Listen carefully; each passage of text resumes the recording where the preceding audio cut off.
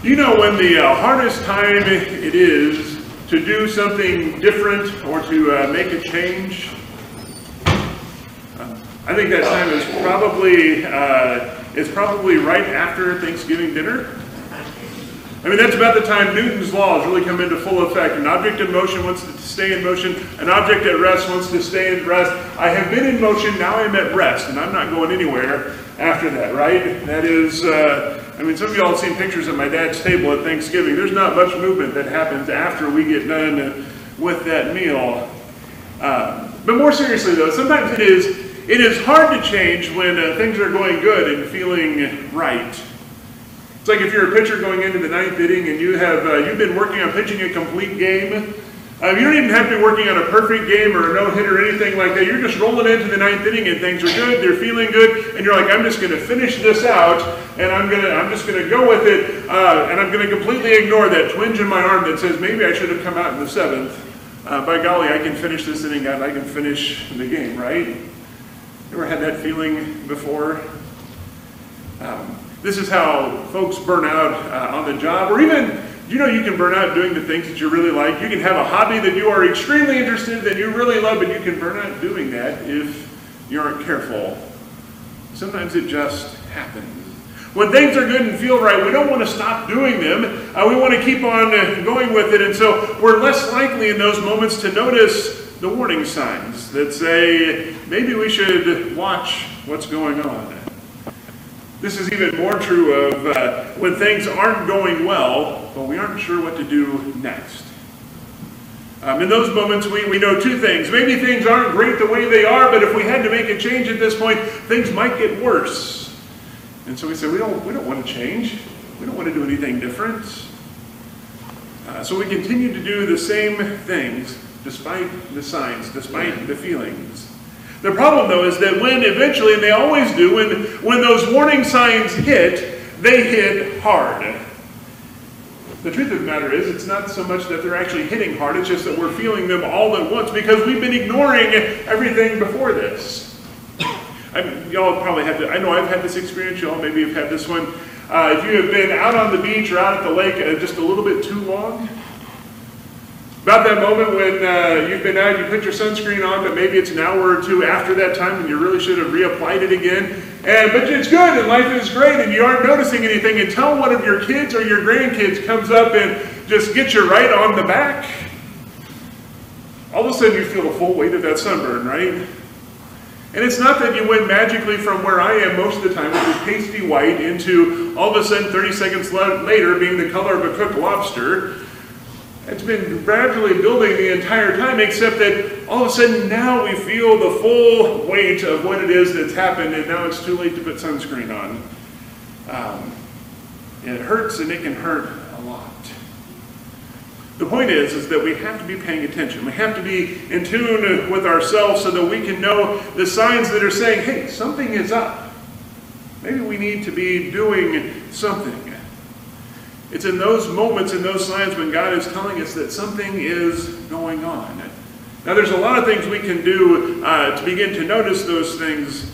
Most important thing to know, though, is that God is trying to get us to do something different for our own health and our own vitality, so that we don't find ourselves all of a sudden now not being able to do anything for a week or 2 weeks because the sunburn is so bad, right? But to listen to the signs that he is giving us. This is where the story we see of Peter and James and John come in this morning. And the thing to think about is this. They had caught nothing, but they went out anyway. We're going to dive into what exactly that means. Have you ever wondered about what makes those first disciples so special? Why did Jesus pick them? I mean, the cynical answer is to say they were the first ones that Jesus came up to, and so of course he was going to pick those. That's the cynical response. The good churchy response, though, is to say that God knew, that Jesus knew that they were going to be receptive to his message, so they were the ones that he was going to go to. Another version of that is to say that, well, God made them such that they were always going to be Jesus' followers, and Jesus knew that, so he went to them. I hear those answers and I think back to a book I read one time. This would have been back in high school or college. And there was a line in this book that described that comes to me on a regular basis, such that it probably is far too uncomfortable that it comes up this often. But it's to say that some things do nothing, but they do them beautifully. That's kind of where those responses go. They don't really do anything, but they do them wonderfully. They sound great, right? To say that God knew their hearts or that God made them that way, or whatever churchy sounding phrase we want to put in there, doesn't actually tell us much about why Jesus chose them. More importantly, it doesn't describe for us what we are experiencing here in this moment. And it doesn't really describe what Peter or James and John were going through in that moment. If I wanted to go in that direction, I would have chosen a different scripture reading for today. We would have gone to Matthew chapter 4, verses 18 to 22. It's less than half as long as our passage for today, but tells the same story of Jesus calling his first disciples. But Luke spends some time talking about what they were going through.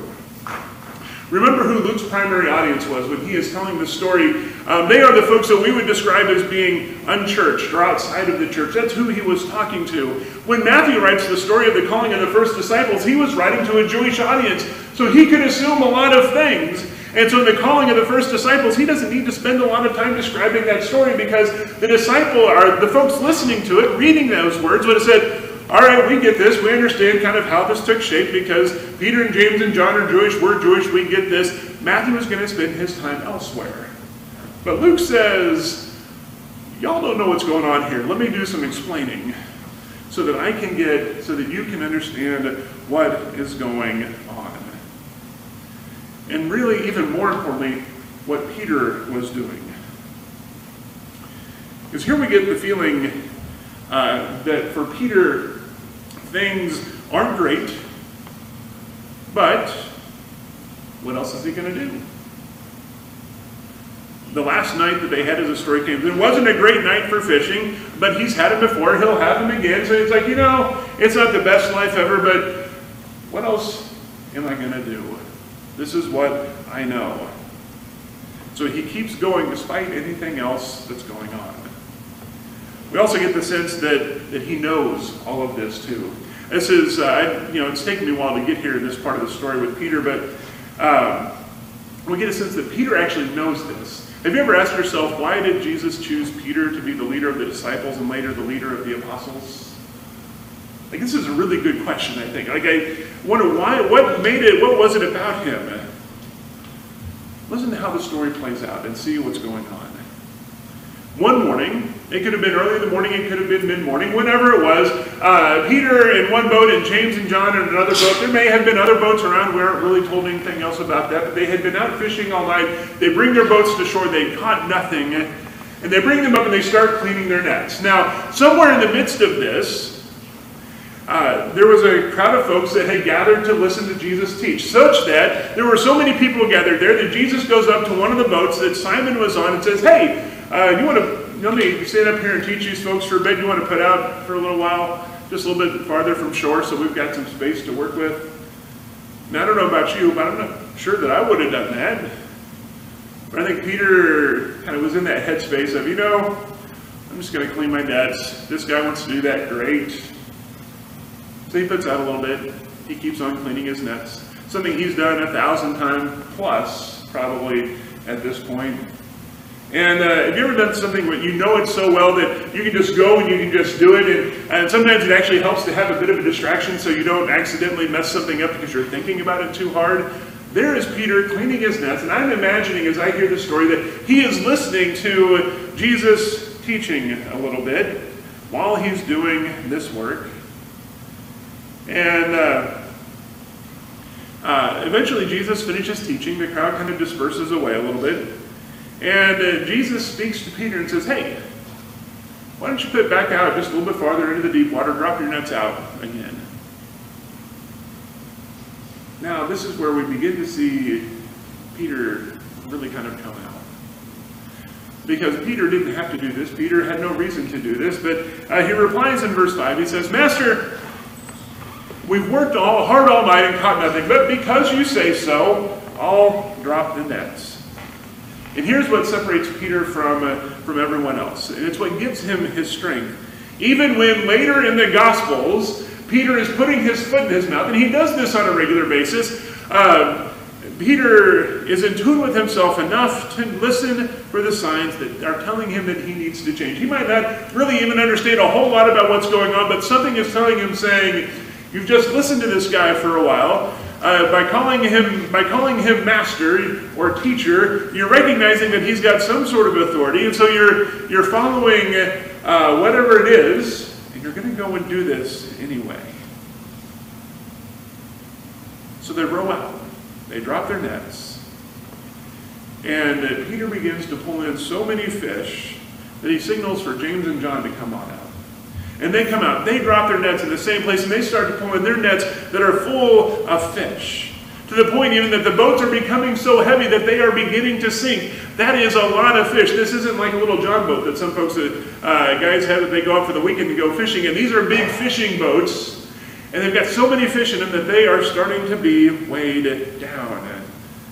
Now, Peter is the most vocal about his amazement in all of this. James and John join in the amazement, but Peter gets that they are in the presence of someone special. Someone he knew that was already seemed like he was a pretty good teacher, but this is showing that there is something more about this guy. And he doesn't feel right being in his presence, because who is Peter but just a plain old fisherman? He's not anyone of any importance. What good is he? But Jesus looks at him, says, all right, now's the time, guys. Now you're ready to do something different. Still fishing, but now you're going to be fishing for people. They caught nothing, but they went out anyway. What helped Peter in this is that as he was cleaning his nets, he was listening. Now, some of that is interpretation on my part, because we aren't told specifically that that's what's happening. But I know people, I've been around folks long enough to know that's kind of how we do things. And he spent that time as he was listening to that. I just get the sense that he is reflecting on who he is, what's going on around him, and he is paying attention.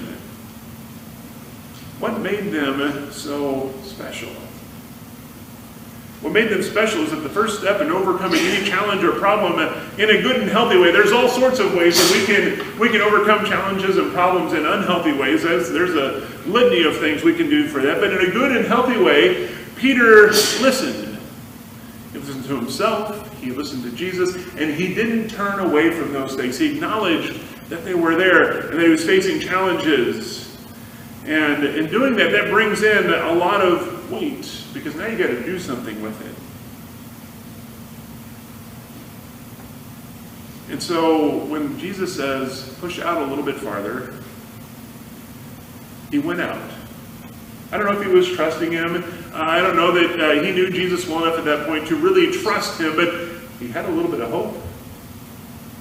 And you know what, I'm going to go and do this. We'll drop the first net in. If there's nothing that comes out, I've lost 5 minutes. I've lost 10 minutes. I've lost 20 minutes.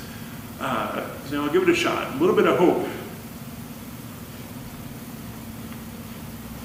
And this, Peter gives us what we need also. The challenges we face aren't meant to be hidden from, even when that's what we want to do. The signs, even when we think things are going well, are not meant to be shied away from, because this is God at work through the lives that we live, telling us that something is up, something is going on. Pay attention to what this is, because maybe it's time for a change to happen. And when we aren't sure what to do next, Peter says, trust. Or better yet, he says, have just a little bit of hope. Maybe something different. That wasn't the hope I was thinking of, but you know, then maybe something will change. Not to be too afraid of what might be asked of us, but to take the chance and go out into deeper waters. They had caught nothing, but they went out anyway. And that made all of the difference.